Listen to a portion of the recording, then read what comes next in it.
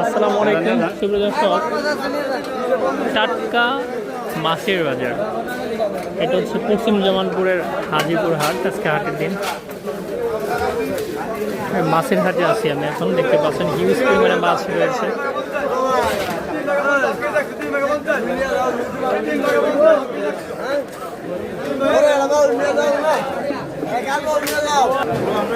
এইখানে দেশি এবং হচ্ছে চাষ করা সব মাছই রয়েছে।